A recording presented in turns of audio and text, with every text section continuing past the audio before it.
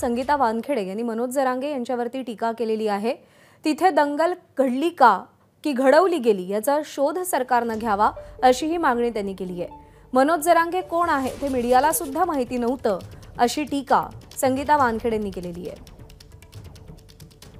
बारसकर महाराजांनी त्यांनी सांगितलंय, तुम्ही सगळ्यांनी बघितलंय काल, त्यांनी सुद्धा त्यांच्या मुलाखतीमध्ये त्यांच्या बाईटमध्ये सांगितलंय की काहीही कुणालाही विश्वासात घेत नव्हते, ते फक्त एकच फोन यायचा आणि त्यालाच विश्वासात घ्यायचे आणि त्याला शरद पवारच असणार आहे। हो, कुणाचं असणार आहे तुम्ही प्रामुख्याने बोलते, शरद पवारचाच फोन त्या माणसाला चालू आहे। अख्खे आंदोलन जे काही उभारले गेलेत ना, आंदोलनाचा खर्च जो काय आहे ना तो शरद पवारांनीच केलेला आहे।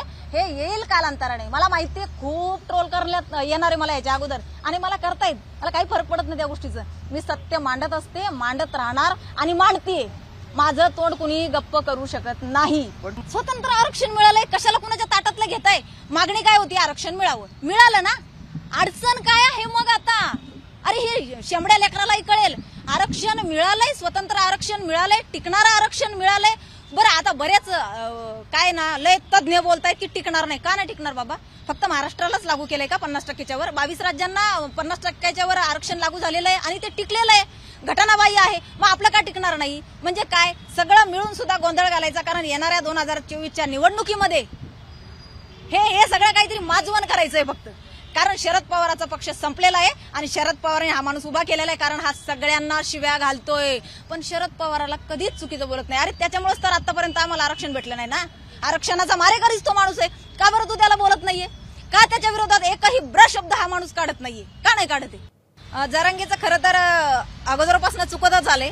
त्यांनी जे काय महाराष्ट्राला वेड बनवलं, जे काय तिथं दंगल घडली का घडवली, खरंच त्याचा सरकारने ना शोध लावावा। आता ही शंका निर्माण व्हायला लागली।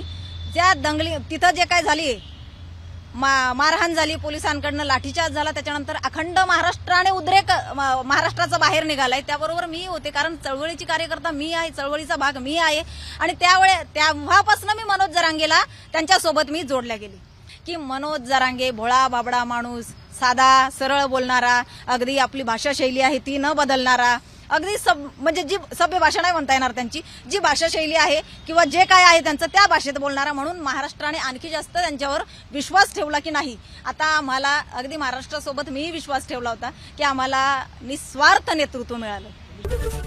एबीपी माझा, उघडा डोळे बघा नीट।